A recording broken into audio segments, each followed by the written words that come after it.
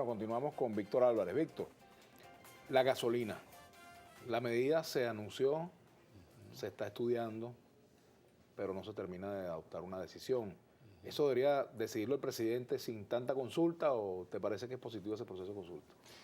Mira, si el gobierno le sigue atribuyendo un costo político a la medida en este año electoral, que se va a elegir una nueva Asamblea Nacional, bueno, hay una opción que es justamente la de apelar al artículo 71 de la Constitución de la República Bolivariana de Venezuela, que dice que aquellos temas de especial trascendencia nacional pueden ser sometidos a un referéndum consultivo, a un referéndum popular, para que sea la ciudadanía la que se pronuncie y decida. Entonces, en caso de que el gobierno no quiera asumir el riesgo, ¿no?, que le atribuye a la medida, bueno, hay esa opción. Lo que sí creo es que en esta circunstancia de restricciones económicas y presupuestarias que genera el colapso, la debacle del precio del petróleo, es insostenible mantener un subsidio que genera una cuantiosa pérdida para PDVSA y que no es para nada una medida popular. Es decir, cuando uno ve, por ejemplo, a muchos voceros de la oposición diciendo que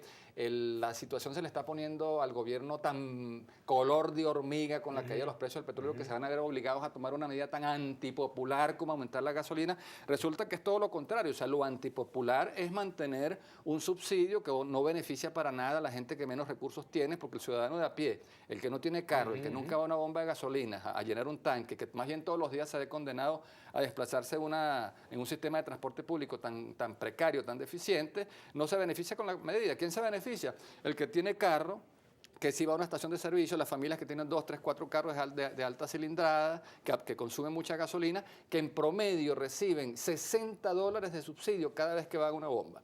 Si estimamos que es en promedio una vez a la semana que uno llena un tanque de gasolina, y si cada vehículo recibe $60 de subsidio y multiplicamos eso por 52 semanas, esos son $3.120 de subsidio anual que recibe cada vehículo. Y si multiplicamos 3.120 por 4 millones de vehículos particulares que circulan en el territorio nacional, esos son más de $12.400 millones anuales que el gobierno está dejando de percibir, Y que con lo lo cual, ahorita, ¿no? claro, y con lo cual pudiera financiar perfectamente las misiones sociales, modernizar el sistema de transporte público en todos los 335 municipios del país y dar el pasaje a la mitad de lo que cuesta ahora, convirtiendo así una aparente medida antipopular más bien en una medida popular. La encuestadora Schemel, de Interlace, que dirige Oscar Schemel, publicó un estudio según el cual más del 80% de los venezolanos no estarían de acuerdo con una devaluación.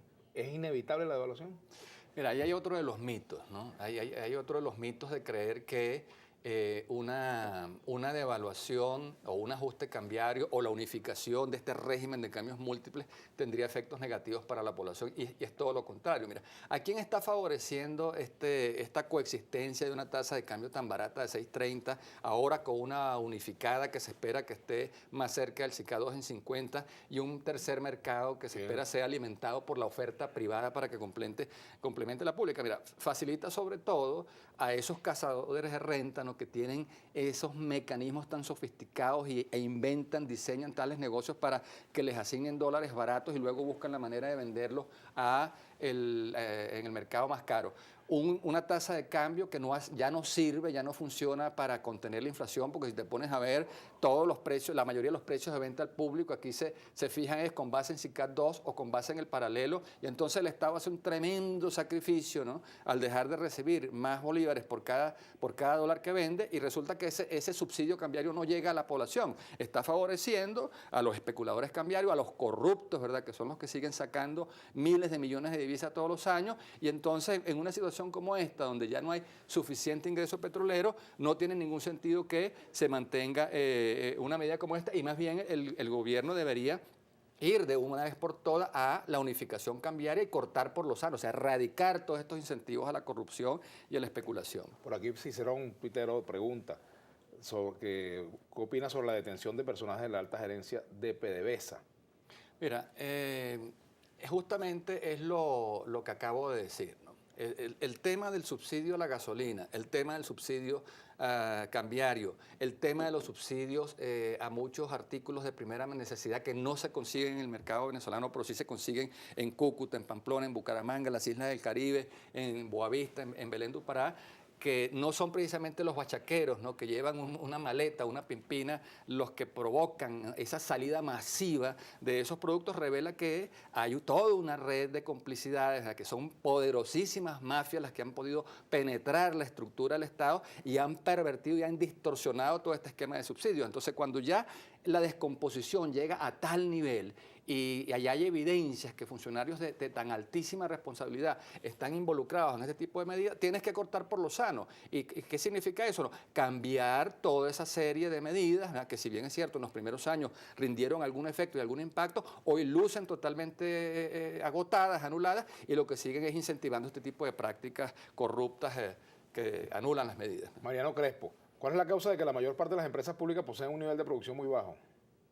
Mira, yo creo que los trabajadores en esas empresas estatizadas no se sienten verdaderos copropietarios sociales de esas empresas. Esas empresas han sido secuestradas por el burocratismo, secuestradas por la corrupción. La mayoría de ellas solamente se mantiene si el gobierno va a poner un crédito adicional para que pueda pagar las nóminas. Lo mejor sería que esas empresas terminaran de trabajar, terminaran de ser transferidas a los consejos de trabajadores y a los consejos comunales para que estos pasen a ser los nuevos copropietarios sociales de esas empresas. Porque en el peor escenario que puede imaginar, ¿cuál es el peor escenario? Mira, los mejores estrategas se preparan para los peores escenarios. El peor escenario es que para la revolución bolivariana y para el gobierno es que se pierdan las elecciones parlamentarias, que se pierda el gobierno, que venga un gobierno neoliberal, que venga un gobierno de derecha y que comience a privatizar todas esas empresas al precio de gallina flaca, las rematen y venga una poda severa de trabajadores. Si eso antes, ¿no?, de que ese escenario se pudiera concretar en el supuesto negado, se transfiere a los consejos de trabajadores y a los consejos comunales, bueno, mira, ya hay unos dolientes, ¿verdad?, que van a querer que esas empresas sean económicamente viables y rentables. Aquí te dice Chita, los que quedábamos con alguna fe en que podían rectificar, amanecimos hoy viendo hacia afuera del país. Aquí dice también Luis Linares, si los gerentes de Bicentenario deberían estar presos, si a eso vamos, se refiere al tema de las colas y la decisión contra esta cadena de farmacia, ¿no? Pedeval de Barcelona tiene una semana sin cajera, solo labora la gerente, porque el gobierno no ha hecho nada. Harry Styles. Otro por aquí. ¿Cómo se calculan los costos de producción de PDVSA? ¿Quién los evalúa? Los costos de la gasolina, ¿qué decir? De producción de PDVSA, debe ser de la gasolina, sí. Gabriel Camacho. Mira. Y por aquí te dice Amayauc. ¿A cuánto llegará la inflación si el gobierno no ataca la crisis? Sí.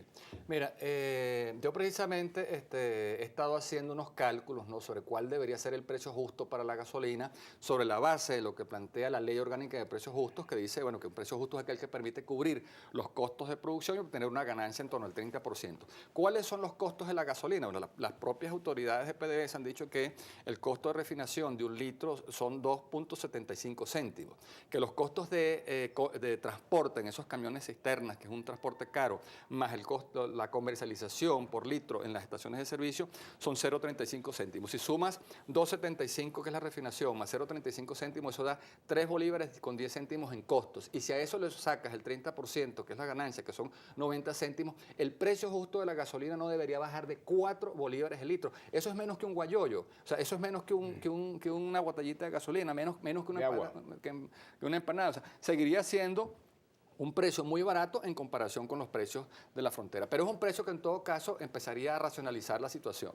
Ponzoñoso te dice, o sea que con mis especuladores no te metas, solidaridad automática con los hambriadores. Muy bello que te quedó, Álvarez. Mira, yo creo que las decisiones que se tomen no tienen que tener sobre todo una autoridad moral y política, ¿no? Y creo que una medida en momentos en los cuales se está convocando el aparato productivo, el sector privado, no puede tener una falla equivalente en los canales de distribución y comercialización público, porque eso es una gran verdad. O sea, el ciudadano de a pie lo que no le gustan es que le digan o que se tome una medida que no tiene como contrapartida o como correlato, como soporte una similar en el sector público. Entonces, vamos a hablar con honestidad, vamos a ser sinceros, vamos a plantear el problema como se tiene que plantear para que haya la suficiente autocrítica y la revisión y rectificación que debe haber de parte de quienes acompañamos este esfuerzo de transformación. Pues no, lo otro es tapar el sol con un dedo. Pues. ¿Hay conspiración económica? Mira, todo proceso de transformación y cambio revolucionario siempre recibirá los ataques de sus adversarios y de sus enemigos, ¿no? Lo que creo es que el gobierno no debe facilitarle la tarea a quienes lo adversan y a quienes quieren profundizar esa crisis de general, ¿no? para empeorar la situación. Y creo que el gobierno tiene al alcance de la mano un conjunto de medidas que si las toma puede quitarle a sus enemigos, bueno, buena parte de la cancha que el mismo gobierno les ha dado. O sea, mira, los exagerados subsidios, ¿no? Que ya no le llegan al consumidor, que no le llegan al trabajador, ¿qué es lo que provoca? Bueno, que los productos sí se consigan en la frontera, pero no se consigan aquí. Entonces, sería mejor nivelar el precio del producto en la frontera y con esos recursos darle un subsidio directo a la familia en condición de pobreza. O sea, pasar del subsidio al producto a subsidiar a las familias en condición de pobreza. Si se corrigen las distorsiones en la gasolina, las distorsiones que hay en alimentos y medicinas, si se corrigen las distorsiones que hay en electricidad, en agua, en gas, mira, el volumen de recursos que se pudiera recoger para ayudar sobre todo a las familias pobres sería, bueno, descomunal. Aquí dice Néstor Alfonso, ¿no cree que esa sanción a Formatodo fue extremadamente desproporcionada? Jesús Eduardo Jaime, la oposición en la Asamblea Nacional manifestó que había que subir la gasolina, ahora está en contra, ¿quién los entiende? Sí, ese es un tema, mira, que incluso yo se lo planteaba a Ramón Guillermo Aveledo, ¿no? Cuando en un fraternal reclamo le decía, mira, el asunto es que aquí la oposición durante años estuvo reclamándole al gobierno que corrigiera las distorsiones cambiarias porque estaba quebrando al aparato productivo. La oposición le estuvo reclamando al gobierno que sincerara el precio de la gasolina porque esa era una de las principales causas del contrabando de extracción, que le estuvo reclamando la oposición al gobierno que revisara los rígidos controles de precios porque estaban matando el aparato productivo. Y cuando entonces el gobierno por fin, ¿no? Aunque de manera muy discreta, muy tímida, ¿no? Decide que va a unificar las tasas de cambio, que va a unificar la gasolina y que va a revisar los precios, entonces inmediatamente esos mismos voceros de la oposición que hasta no hace nada estaban reclamando estas medidas, ahora sale diciendo que el gobierno lo que está preparando es un paquetazo rojo que va a empobrecer aún más a la población, y entonces el gobierno que no está seguro, ¿no? de lo que tiene que hacer porque no termina de comprender la naturaleza de la crisis, desanda el camino, recoge el planteamiento y no termina de tomar las decisiones. Isis Barreto, ya para ir finalizando, ¿cómo se podría estabilizar el dólar? ¿Cuál sería la solución para que no haya diferentes tipos de cambio? Isis Barreto. Yo creo que, mira, si ese tercer mercado es efectivamente un mercado donde los oferentes y demandantes privados de divisas pueden arreglar ellos mismos el precio al cual van a transar, se puede estabilizar un mercado que pudiera ser alimentado por inversión extranjera, pudiera ser alimentado por repatriación de capitales de ciudadanos venezolanos que tienen más de 160.000 millones de dólares en el exterior, pudiera ser alimentado por exportaciones no petroleras, exportaciones no tradicionales e incluso por turismo internacional. Y esa oferta de divisas pudiera complementar la oferta pública y por esa vía ir estabilizando el mercado cambiario y corregir estas terribles distorsiones que ha creado el paralelo. Bueno, te agradezco mucho, Víctor, que nos hayas acompañado.